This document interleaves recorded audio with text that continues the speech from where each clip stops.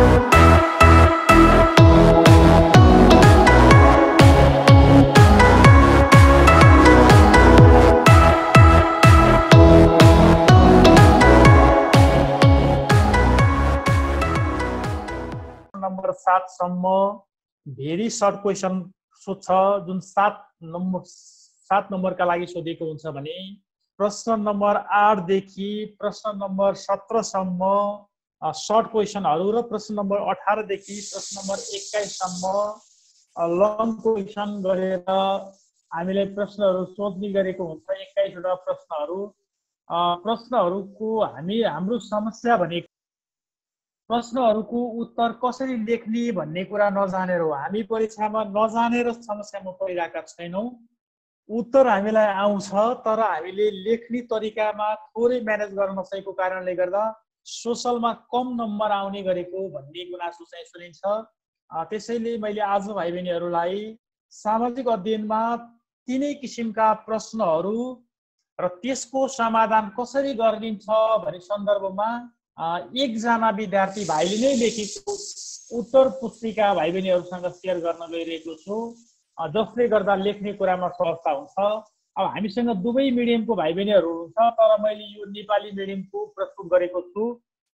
सोशललाई English मिडियममा पढ्नु नै ठिक होइन भन्ने खालको बहस पनि चलेको छ। त्यस कारणले गर्दा अब सोशल नेपालीमै अध्ययन गर्नुपर्ने भन्ने कुरा पनि आएको छ।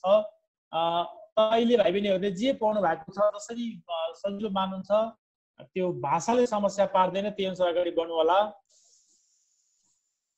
संहिताको कुनै एक फाइदा उल्लेख गर्नुहोस्। त्यसैगरी अर्को प्रश्न हेर्नु त, नेपालले सन् 2020 सम्मका लागि तय गरेको लक्ष्य के हो? त्यसैगरी तेस्रो नम्बरमा सांस्कृतिक सम्पदाबाट हुने कुनै 2 फाइदाहरू उल्लेख गर्नुहोस्। अब यस्तो खालको प्रश्नहरू भेरी सर्ट क्वेशनको रूपमा आएको हुन्छ। यसको आन्सर चाहिँ हामीले कसरी दिँदा ठिक हुन्छ त? अन्त तरिका हेर्नुहोस् है भाइ बहिनीहरू, अत्यन्त ख्याल गरेर। हामीले धेरै लेखेको कारणले गर्दा सामाजिकमा कम नम्बर आउँछ भन्ने मेरो बुझाइ हो। सामाजिकमा फ्याक्ट बेसमा रहेर प्रश्नले मागेको आन्सर मात्रै दिने हो भने सामाजिकमा पनि म्याथमा जस्तै राम्रो मार्क्स ल्याउन सकिन्छ, साइन्समा जस्तै राम्रो मार्क्स ल्याउन सकिन्छ। सोशलमा अधिकांश भाइ बहिनीहरूको नम्बर कम आउनुको कारण भनेको भाइ बहिनीहरू ओके ठिक छ, त्यहाँ सुसङ्गीत गर्नु होला। दोस्रो प्रश्न के थियो?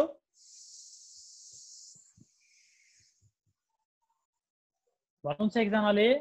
नेपालले सन् 2020 सम्मका लागि तह गरेको लक्ष्य के हो?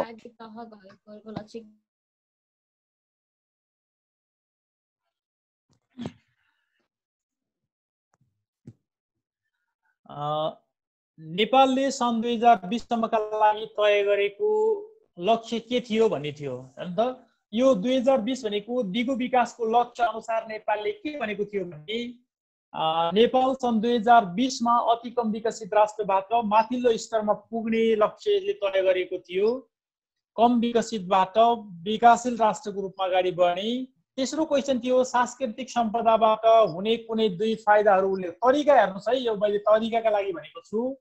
सांस्कृतिक सम्पदाबाट हुने दुई फाइदा लेखेर सिधै क र ख गरेर आन्सर लेखिदियो भने हामीलाई मार्क्स लिन सजिलो हुन्छ। यहाँ के लेखिएको छ भन्दा ऐतिहासिक वस्तुहरूको बारेमा जानकारी हुन्छ, सांस्कृतिक सम्पदाको संरक्षण हुन्छ। अर्को कुरा भाइ बहिनीहरूलाई, हामीले आन्सर लेख्ने क्रममा एउटा आन्सरमा प्रयोग गरिने क्रियापदहरूलाई विशेष ख्याल गर्नुपर्छ।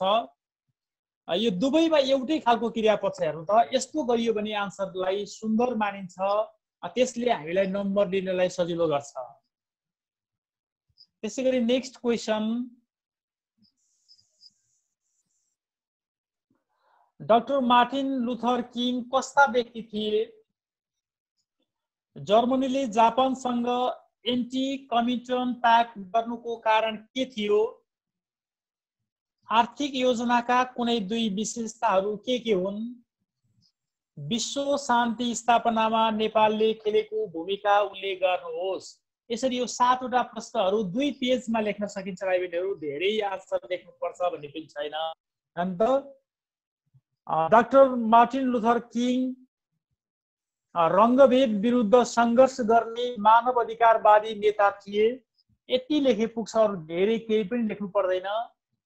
जर्मनीले जापानसँग एन्टी कमिटन प्याक्ट गर्नुको कारण के थियो भनेको छ, यो विशेष गरेर रुसमा फैलिरहेको साम्यवादी अथवा कम्युनिजम आन्दोलनलाई रोक्नका लागि जर्मनीले जापानसँग यो सम्झौता गरेको थियो। आर्थिक योजनाका कुनै दुई विशेषताहरू के हुन् भनेको छ, सिधै हजुर हेलो साइडको के आवाज होला सर, कि अगाडि बढौँ? सम्मको आन्सरहरू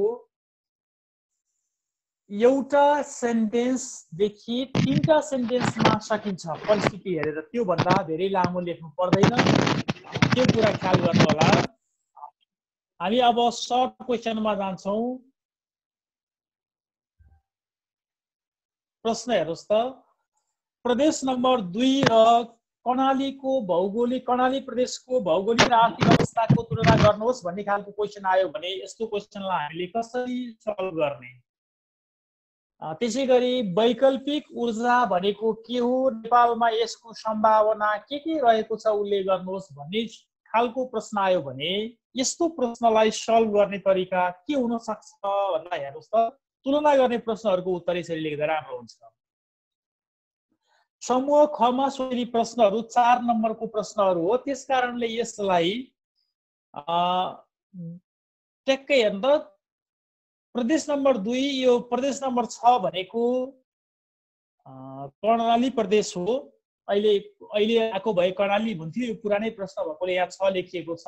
दुबईको भौगोलिक अवस्थाको बारेमा 1-1 नम्बर लिन सक्यो भने दुबईको आर्थिक अवस्था लेखेर 1-1 नम्बर लिन सक्यो। यसरी 4 वटा पोइन्टमै लेखेको छ र यो 4 नम्बरका लागि उपयुक्त हुन्छ। मैले तरिका मात्रै भने, यहाँ लेखेको कुरा भन्नुपर्छ भाइ बहिनीहरू। सुन्दै हुनुहुन्छ?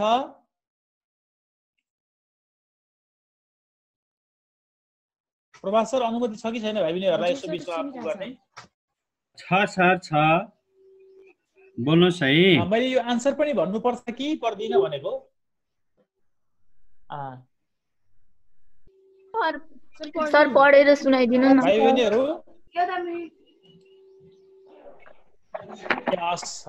आर्थिक अवस्था बीच तुलना भनेर चाहिँ अनलाइन दिने, त्यसपछि तालिका बनाउने। एक साइडमा प्रदेश नम्बर 2, अर्को साइडमा प्रदेश नम्बर 6। अहिले लेख्दाखेरि अहिले तपाईहरुले जुन जुन प्रदेशको नामाकरण भइसकेको छ त्यसको नाम नै लेख्नुपर्छ। अहिले आउने प्रश्न पनि नाम सही आउँछ, तर 6 भनेको कर्णाली हो, ख्याल गर्नु होला। 2 नम्बर प्रदेशको भौगोलिक अवस्था र कर्णालीको भौगोलिक अवस्थाको तुलना गर्दा प्रदेश नम्बर 2 को सम्पूर्ण भूभाग तराई क्षेत्रमा पर्दछ। यहाँको जमिन समतल र बलि छ। वर्षको 9 महिना गर्मी र 3 महिना मात्र यहाँ जाडोको अनुभव गर्न सकिन्छ। यसले नेपालको 6.576% क्षेत्रफल ओगटेको छ। यस अन्तर्गत 8 वटा जिल्लाहरू रहेका छन् भनेर यो तथ्यहरू लेखियो भने भौगोलिक चिनारी 2 को हुन्छ भने 6 को चाहिँ के हो भन्दा प्रदेश नम्बर 6 को सम्पूर्ण भूभाग उच्च पहाडी तथा हिमाली क्षेत्रमा पर्दछ। यहाँको धेरै जसो जमिन कडा चट्टानले ढाकेको छ। यहाँ अग्ला र ठुला ठुला पहाडहरू देख्न सकिन्छ। यस क्षेत्रमा चिसो र सुक्खा हावापानी पाइन्छ भनेर तुलना गरिएको छ भने यसैगरी आर्थिक अवस्थाको सन्दर्भमा 2 नम्बरको आर्थिक अवस्था तराईको जिल्ला भएको कारणले गर्दा खेतीयोग्य जमिन भएको कारणले गर्दा यहाँ विभिन्न उद्योगहरूको सम्भावना बढी छ। व्यापार व्यवसाय उद्योग धन्दा राम्रोसँग सञ्चालन भएको छ भने त्यसको तुलनामा 6 नम्बर प्रदेशमा औद्योगिकीकरणको सम्भावना कम छ। तर जडीबुटी उत्पादनका दृष्टिकोणले त्यो क्षेत्रमा यो यहाँका मान्छेहरूको आर्थिक क्रियाकलाप त्यसरी अगाडि बढेको छ भन्ने कुरा उल्लेख गर्न सकिन्छ भने अब यो वैकल्पिक ऊर्जा भनेको के हो, नेपालमा यसको सम्भावना के छ भन्ने प्रश्न पनि 4 नम्बरको तपाईलाई मैले तरिकाको लागि मात्रै भनेको छु। हेर्नु त वैकल्पिक ऊर्जा भनेको के हो भन्ने कुराको जवाब लेखियो भने 1 नम्बर यसले म्यानेज गर्छ। त्यसपछि नेपालमा यसको सम्भावनाहरू धेरै सम्भावनाहरू भए पनि हामीले 3टा मात्रै लेख्ने, किनभने हामीले परीक्षामा प्रश्नलाई नम्बरका लागि आन्सरिङ गर्नुपर्ने भएकोले 3टा वैकल्पिक ऊर्जाको नाम लेखेर त्यसको सम्भावना के छ भनी लेखिएको छ। यसो गरियो भने तपाईले पाउने 4 नम्बर कहीँ कतैबाट पनि रोकिदैन। त्यसकारणले नम्बर अनुसार आन्सर दिनुपर्छ भाइ बहिनीहरू। मैले यति कुरा राखेँ। ग्यास, पेट्रोल, कोइला आदिको सट्टा जलविद्युत, सौर्य शक्ति, गोबर ग्यास, हावाको शक्ति आदि प्रयोग गरेर कहिल्यै नसकिने इन्धनलाई वैकल्पिक ऊर्जा भनिन्छ। नेपालमा यसको सम्भावना जलविद्युत शक्तिको सम्भावना नेपालका नदीहरूबाट 83,000 मेगावाट विद्युत उत्पादन गर्ने क्षमता रहेको छ। यो सम्भावनाको 10% शक्तिलाई मात्र उपयोग गर्ने हो भने नेपालमा कहिल्यै ऊर्जाको सङ्कट हुने छैन। त्यसैगरी दोस्रो सूर्यको शक्ति। नेपालमा सौर्य शक्तिबाट 2,66,00,000 मेगावाट विद्युत उत्पादन गर्ने क्षमता रहेको छ। सोलर प्यानल र ब्याट्रीको प्रयोग गरी यसबाट लाभ लिन सकिन्छ। अर्को वायु शक्ति। जोडले हावा चल्ने ठाउँहरूमा वायु शक्ति केन्द्र स्थापना गरी विद्युत उत्पादन गर्न सकिन्छ। नेपालका पहाडी क्षेत्रहरू जस्तै मुस्ताङ, जोमसोङ, जुम्ला, मुगु आदि पहाडी क्षेत्रहरू यसका लागि निकै महत्त्वपूर्ण मानिन्छन् भनेर आन्सर दिन चाहिँ सक्छौं। अब 10 नम्बरमा हेर्नुस् त विश्व बन्धुत्व भनेको के हो। विश्व बन्धुत्व प्राप्त गर्न हामीले गर्नुपर्ने कार्यहरू उल्लेख गर्नुहोस्। यो क्वेशनको आन्सर पनि अघिको जस्तै गरी लेख्नुपर्ने हुन्छ। अब हेर्नुहोस् तपाईलाई यहाँ 2टा तरिका, अघि यसले लेखेको कुरालाई व्याख्या गरेको थियो त्यसकारणले 1 नम्बरको लागि एउटा बुदा काफी थियो भने अहिले यहाँ के गरिएको छ भने व्याख्या नगरेर बुदागत रूपमा लेखिएको छ।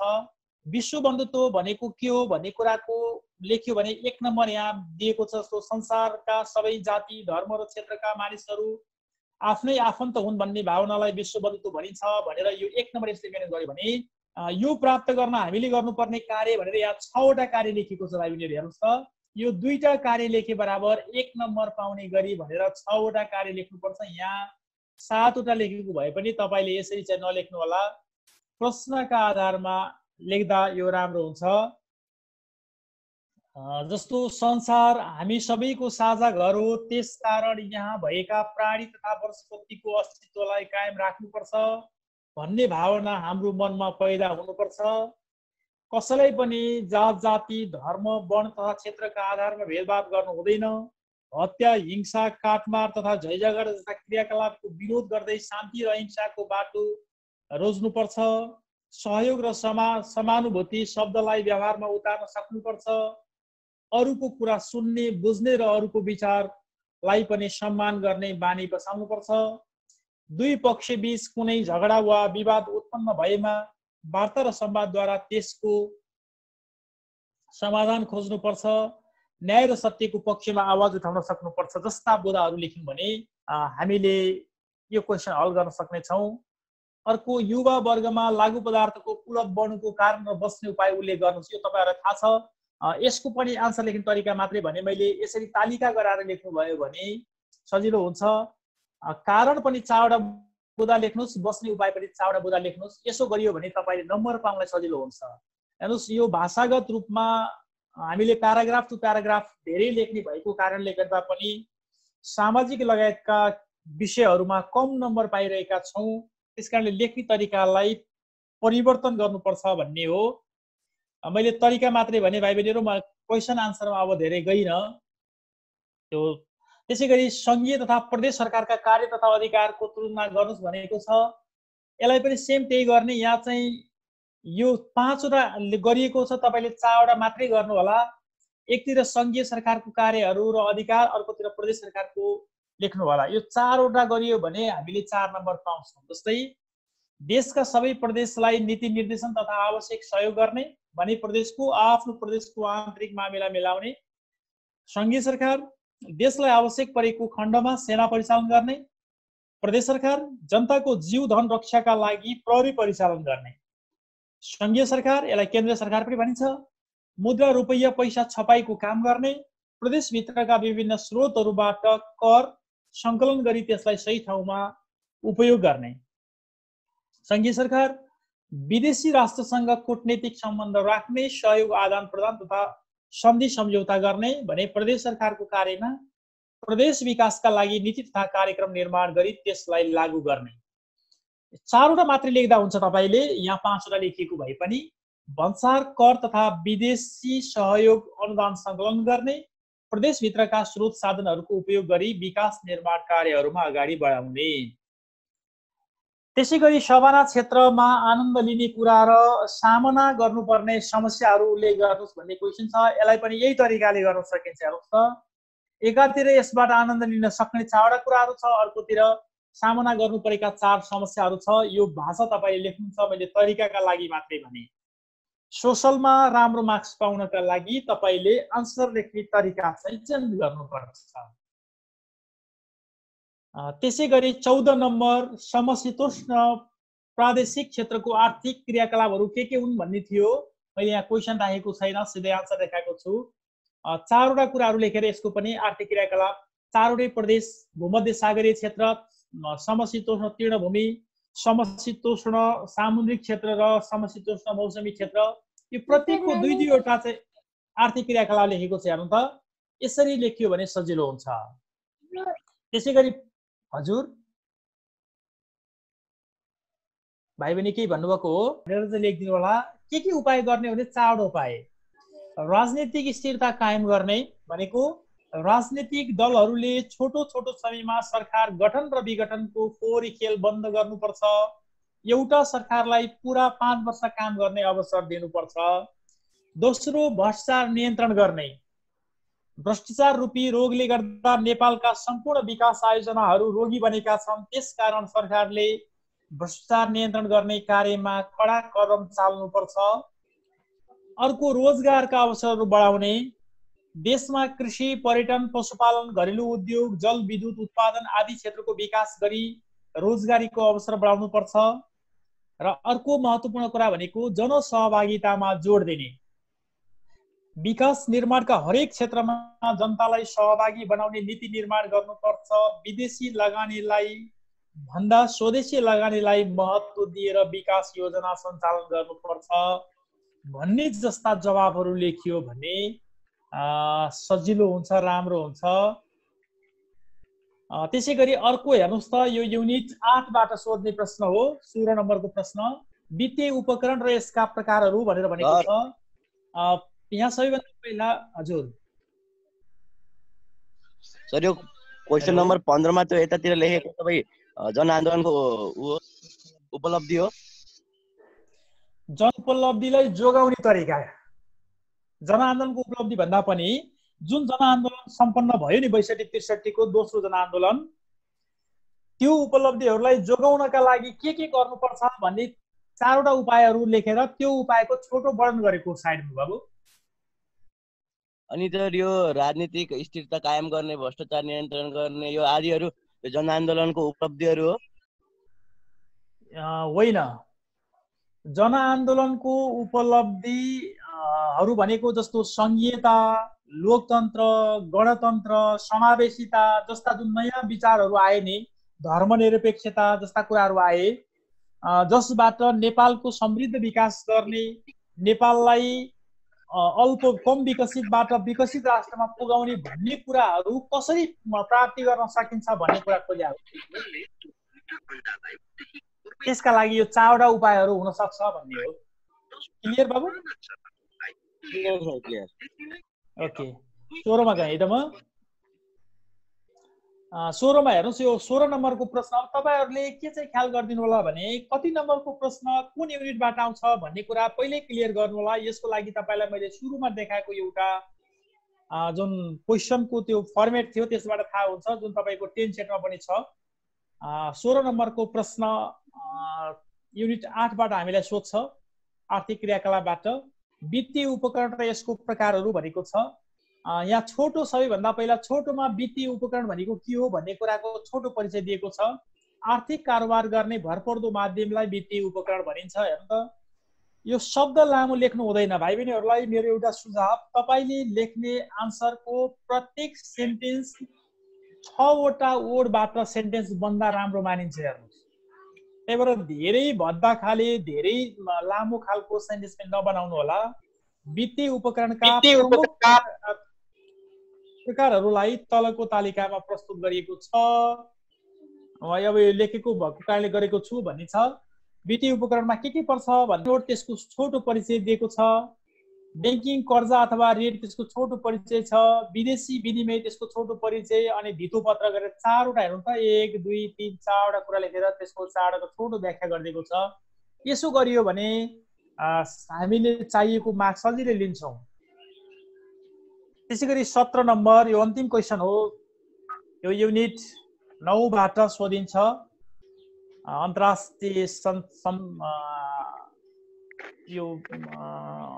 सहयोग र सम्झौता भन्ने एकाइ छ। नेपालमा परमाणु ऊर्जा विकास गर्नु ठिक होइन भनेर त्यसको कारण के भनेर फेरि 3टा लेखेको छ। मैले तपाईलाई तरिका मात्रै भन्दैछु। हेर्नुहोस्, यो 4 नम्बरको प्रश्नलाई कसरी हल गर्ने भन्ने कुरासँग सम्बन्धित भएर जस्ट तरिका भनेको छु। अब हामी लङ क्वेशनमा जान्छौँ। लङ क्वेशन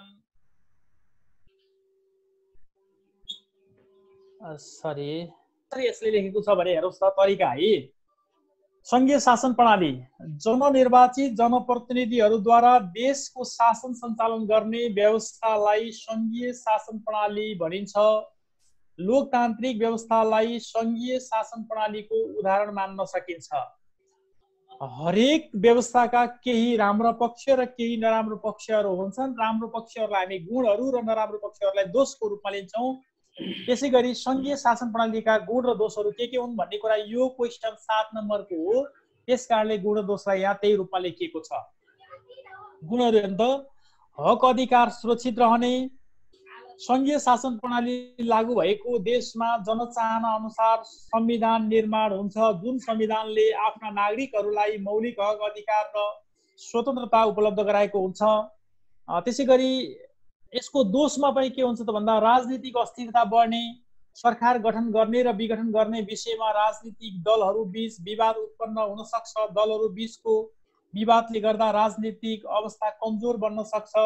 जुन नेपालमा 2007 सालदेखि अहिलेसम्मको अवस्था त्यही रहेको छ। अस्ति एकजना भाइले एउटा क्वेशन गर्नु भएको थियो, यो राजनीतिक अस्थिरता अथवा सरकार गठन र विघटनको कुरा निरन्तर भइरहन्छ। 7 सालदेखि 17 सालको घटनालाई उल्लेख गरेर गर्नुस् भन्ने क्वेशन सोध्नु भएको थियो हाम्रो ग्रुपमा। नेपालको ठुलो समस्या भनेको यही हो। अर्को जनताको सरकार बन्ने गुण हो भने भ्रष्टाचारमा वृद्धि हुने यसको फेरि दोष हो। त्यसैगरी जनभावनाको कदर हुने गुण हो भने राष्ट्रिय एकता कमजोर हुने यसको अवगुण हो, दोष हो। त्यसैगरी लोकतान्त्रिक संस्कार बढ्ने यसको गुण हो भने विदेशी हस्तक्षेप बढ्ने यो दोष हो, जुन तपाईले देखिरहनु भएको छ। अहिले पनि कोरोनाको यो विषम परिस्थितिमा भारतले नेपालको लिपुलेक हुँदै जुन बाटो निर्माणको क्रम अगाडि बढाएको छ, यो चाहिँ के भन्छ यो संसदीय व्यवस्थाका अवगुणको रूपमा यसलाई लिन सकिन्छ। यसरी गुण र दोषहरूलाई लेखिसकेपछि अन्तिममा लङ क्वेशनको स्टार्टिङ र एन्डिङ चाहिँ गर्नुपर्छ भाइ बहिनीहरू। त्यसकारणले निष्कर्षलाई एउटा सानो प्याराग्राफमा यसलाई दिनुपर्छ। यहाँ लेखेको म तपाईलाई पढेर सुनाए। जे हो संघीय शासन प्रणालीलाई संसारको सबैभन्दा उत्तम शासन मानिन्छ, यसैलाई हामी प्रजातान्त्रिक वा लोकतान्त्रिक व्यवस्था भनेर बुझ्ने गर्छौं भनेर छोटो निष्कर्ष लेखिदियो भने यो आन्सर चाहिँ राम्रो मानिन्छ। त्यसपछि 19 नम्बर यो नक्सा कार्य हो भाइ बहिनीहरू। नक्सा कार्यका सन्दर्भमा मैले भाइ बहिनीहरूलाई थोरै कुरा मात्रै राखेँ। नक्सा निर्माण गर्दाखेरि जहिले पनि तपाईको यो कपीलाई छड्के बनाएर चाहिँ गर्नु होला र यो तपाईलाई प्रश्नमा नबनेको भए पनि यसको लम्बाइ 20 सेन्टिमिटर र यसको चौडाइ 12 सेन्टिमिटर चाहिँ गरिदिनु होला। तपाईको कपीको साइज नै यही हुन्छ। तपाईले कपीको साइजमा सिधै धर्का तान्दिनु भयो भने यो बन्छ। र नक्सा बनाउँदा जहिले पनि यो आउटलाइन खिच्ने कुरा चाहिँ नभुल्नु होला। आउटलाइन जहिले पनि खिच्नुपर्छ। र अर्को कुरा, आउटलाइन खिचिसकेपछि यो जहिले पनि नक्सालाई नर्थ साइड चाहिँ देखाउने एरो हुनुपर्छ। यहाँ उत्तर भनेर देखाएको छ, यो उत्तर कुन साइड भनेर जहिले पनि देखाउनु पर्छ। भाइ बहिनीहरू ख्याल गर्नुहोस्, नेपालको नक्सा निर्माण गर्न हामी सबैले नसक्ने कुरा सत्य हो, किनभने नक्सा निर्माण गर्नका लागि प्राविधिक ज्ञानको आवश्यकता पर्छ। त्यसैले हामीले नक्सा निर्माण गर्ने होइन, हामीले नक्सा उतार्ने हो, नेपालको जस्तै नक्सा बनाउने हो। तपाईहरु सबैको नक्सा बन्नका लागि तपाईले 4 वटा कुराहरु मिलाउनु भयो भने नेपालको नक्सा बन्छ। त्यो 4 वटा ठाउँहरु के हो? मुख्य कुरा भनेको पहिलो कुरा, नेपालको यो पश्चिमी भाग भन्दा नेपालको यो पूर्वी भाग तल हुन्छ। यो कुरा जहिले पनि ख्याल गर्नु होला। यहाँबाट यदि सिधा धर्का तान्ने हो भने नेपालको पश्चिमी भागको तल्लो क्षेत्र भन्दा पूर्वी भागको माथिल्लो क्षेत्र तल हुन्छ। हेर्नुस् त। हस्। त्यसपछि अर्को कुरा भाइ बहिनीहरु, यो नेपालको पूर्वी भागको जुन माछाको पुच्छर जस्तो आकृति छ यो निर्माण गर्नुपर्छ तपाईहरुले। अर्को यो चितवन राष्ट्रिय निकुञ्ज भएको जुन भाग छ देख्नु भएको छ, यहाँ मैले माउस चलाएको छु। यो चितवन राष्ट्रिय निकुञ्ज भएको भाग ठिकै छ। अब धेरै छैन सर, क्वेशन पनि सकिदैछ, 2टा क्वेशन मात्रै बाँकी छ। नेपालको नक्सामा मैले फेरि कुरा गर्न चाहे। नेपालको नक्सामा कतिपय भाइ बहिनीहरूले यो संकेत भनेर बाहिर लेख्ने गर्नु भएको छ। यो तपाईले सिक्दाखेरि बाहिर गर्नुला ठिकै छ। परीक्षामा हामीलाई 6 वटा ठाउँ मात्रै भर्ने र त्यो पनि फरक लोकेसनतिर भएको कारणले गर्दा बाहिर गर्नु पर्दैन। संकेत र त्यसको नाम त्यही लेखिदिनु होला, त्यसो गर्दा तपाईलाई सजिलो हुन्छ। जस्तो यहाँ चाहिँ चिया उत्पादन क्षेत्र भनेर सोधेको थियो, यो पूर्वको इलामतिर देखाएको छ, यति बाइ पुग्छ, एकुरेट त्यही भन्ने छैन। त्यसपछि मनासलु हिमाल भनेको छ, यो हिमालको यहाँ संकेत गरेर मनासलु देखाएको छ। लुम्बिनी भनेको छ, यहाँ लुम्बिनी यो संकेत गरेर लुम्बिनी गरेको छ। त्यसपछि कर्णाली नदी भनेर चाहिँ कर्णाली नदी पनि यही लेखेको छ, संकेत पनि यही गरेको छ। यसरी गर्नुभयो भने तपाईलाई हुन्छ 4 वटा। यो 4 वटा ठाउँहरु हामीलाई सोध्छ। नक्साको सन्दर्भमा भाइ बहिनी के महत्त्वपूर्ण कुरा हो भने तपाईले यसको आउटलाइन निर्माण गर्नुभयो, उत्तर दिशा देखाउनु भयो। मैले फेरि तपाईलाई जोडे, यो पश्चिमको भाग भन्दा पूर्वको भाग तलपट्टि गराउनु भयो र यो माछाको पुच्छर भएस्तो भाग, यो चितवनको यो भाग, अनि यो माथिपट्टि यो भित्रपट्टि छिरेको चाइनातिर भित्रपट्टि छिरेको यो भाग र पश्चिम नेपालको यो भाग मिलाउनु भयो भने नेपालको तपाईले पाउने नक्साबाट पाउने 3 नम्बर पाइहाल्नुहुन्छ। भने 3 नम्बर यो नक्साको आकृति निर्माण गरेर खेसरा तयार गरेर पाउने हो। यदि तपाईले यो 3 नम्बर राम्रोसँग गर्नु भएन भने तपाईले यस भित्रको संकेत गर्ने कुरा चाहिँ बाँकी 4 नम्बर हो त्यो पाउन सक्नुहुन्न। त्यसकारणले तपाईले पहिलो प्रयास भनेको नक्सा निर्माण गर्ने कुरा, नक्सा उतार्ने कुरामा अभ्यास गर्नुपर्छ। यो अभ्यास तपाईले 10 चोटी गर्नुभयो भने सक्नुहुन्छ। मैले यति भने भाइ बहिनीहरुलाई। म अब अर्को क्वेशनमा जान्छु। सर, नक्सा बनाउँदा के नक्साको तल स्केल भनेर लेख्नु पर्दैन? लेख्नु पर्छ, स्केल लेख्नु पर्छ। यहाँ चाहिँ स्केल लेखेको छैन, मैले त्यो छुटाए पनि भन्छु भन्दै थिएँ। स्केल लेख्नु पर्छ। स्केल, संकेत, यो 2टा कुरा र यो बाउन्ड्री भन्छ यसलाई, आउटलाइन चाहिँ अनिवार्य शर्त हो नक्साको, त्यो चाहिँ गर्नुपर्छ है। यसमा चाहिँ लेखेको रहेछ। ओके। अनि सर यो नक्सा बनाउँदा बक्स बनाउनु पर्छ कि नै? पर्छ, एकदम कम्पल्सरी। तपाईले केमा बक्स गराउनु पर्छ अहिले म लास्टमा भन्छु है। नक्सा मात्रै होइन, अरु कुरा पनि छ। यहाँ नक्सा मात्रै सोधेको थियो। हजुर, ओल्ड म्यापको बारेमा पनि भन्नु न। एकछिन है ल। ए ओके। अब यो 20 नम्बरको क्वेसन लङ क्वेसन नै हो। यसको तरिका पनि अघि हामीले 18 मा गरे जस्तै हो, त्यसकारण यसको बारेमा मैले धेरै चाहिँ भनिन। जस्तो तरिका तपाईहरुलाई भने जनआन्दोलनहरू तत्कालीन समयका लागि आवश्यक थिए भन्ने सन्दर्भमा 2007 सालको आन्दोलन, 46 को आन्दोलन, 62-63 को आन्दोलन किन आवश्यक थिए भन्ने कुरा चाहिँ पुष्टि गर्न भनेको छ। यसले पनि टु द पोइन्ट गरेको छ। हेर्नुस् त, बुदागत रूपमा यहाँ शीर्षक दिएको छ, त्यसको बारेमा थोरै लेखेको छ, फेरि शीर्षक थोरै लेखेको छ। यो तरिकाले गर्नु होला। लङ क्वेसनको तरिका मैले फेरि भने, स्टार्टिङ फेजमा मुख्य विषय प्रवेश गर्नु होला। जस्तो नेपालको इतिहासमा 2007 साल, 46 साल, 62-63 सालमा राष्ट्रव्यापी आन्दोलनहरू भए। यस्ता आन्दोलनहरू तत्कालीन समयका लागि आवश्यक थिए। यस कुरालाई तलका बुदाहरूबाट वर्णन गरेको छु भनेर तीनटालाई यहाँ तालिकामा राखेर अनि अन्तिममा निष्कर्ष भनेर लेखिएको छ। यसरी नेपालको ऐतिहासिक कालखण्डमा भएका आन्दोलनहरू राजनीतिक परिवर्तनको लागि भएको पाइन्छ। यस्ता आन्दोलनहरूले नेपालको शासन व्यवस्थालाई परिवर्तन गरेका छन्, तर सधैँभरि देशमा आन्दोलन मात्र भइरहनु राम्रो कुरा होइन। आन्दोलनबाट प्राप्त उपलब्धिहरू संस्थागत गर्नु सबैभन्दा उत्तम कार्य मानिन्छ, जुन नेपालमा भएको छैन भन्ने कुरा चाहिँ उल्लेख गरेको छ। लाग्छ यो अन्तिम क्वेसन हो, लङ क्वेसन हो। यो पनि त्यही तरिकाले गरेको छ। यो तरिकाले तपाईले गर्नुभयो भने तपाईको मार्क्स लिन सजिलो हुन्छ। रेमिटान्स भनेको के हो, यसको उपयोग गर्ने तरिका भनेर यहाँ भनेको छ हैन। रेमिटान्स उपयोग र यसको दुरुपयोगको कारणहरू केमा हुन्छ भन्ने कुरालाई लेखेको छ। एकातिर दुरुपयोग हुने कारण, अर्कोतिर उपयोग गर्ने उपायहरू, अनि स्टार्टिङ र निष्कर्ष हुने लेखेको छ। मैले यसलाई पढेँ। वैदेशिक रोजगारमा गएका व्यक्तिले त्यहाँ कमाएर स्वदेशमा पठाएको सम्पत्तिलाई विप्रेषण रकम अथवा रेमिटान्स भनिन्छ। यस्तो सम्पत्ति वैदेशिक रोजगारीमा जाने व्यक्ति, उसका परिवार र कर मार्फत सरकारलाई पनि प्राप्त भएको हुन्छ। यसको दुरुपयोग हुने कारणहरू परिवारले फजुल खर्च गर्नु, सरकारी निकायबाट भ्रष्टाचार हुनु, लगानी मैत्री वातावरण नहुनु, राजनैतिक अवस्था कमजोर हुनु जस्ता कुरा हुन् भने उपयोग गर्ने उपाय के गर्ने भन्दा बचत र लगानीलाई महत्त्व दिने, भ्रष्टाचार नियन्त्रण गर्ने, यहीसँग सम्बन्धित भएर गर्न सकिन्छ। लगानी मैत्री वातावरण निर्माण गर्ने, राजनैतिक अवस्थामा सुधार गर्ने जस्ता कुराहरू लेखिन्छ भने निष्कर्षमा नेपालमा प्रत्येक वर्ष करोडौं विप्रेषण रकम भित्रिए पनि त्यसको उचित उपयोग हुन नसक्नु दुःख लाग्दो कुरा हो। नेपालमा लगानी गर्ने वातावरण नहुँदा लाखौं नेपालीहरू विदेशमै बस्न बाध्य भएका छन्। यी सबै कुरालाई मध्यनजर गर्दै रेमिटान्सको सदुपयोग गर्ने वातावरणको सिर्जना गर्नु पर्दछ भनेर चाहिँ गर्न सकिन्छ।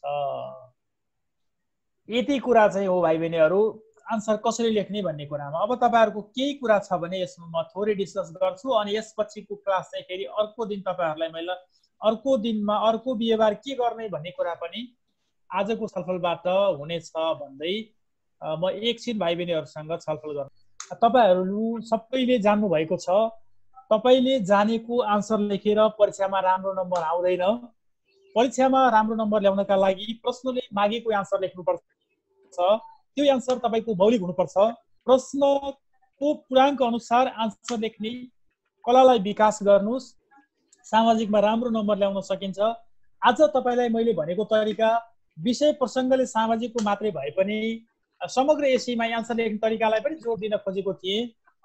जुन तरिका मैले तपाईलाई यहाँ भनेको छु, अरु सरले भन्नु भएको छ त्यो तरिकालाई अवलम्बन गर्नुस्।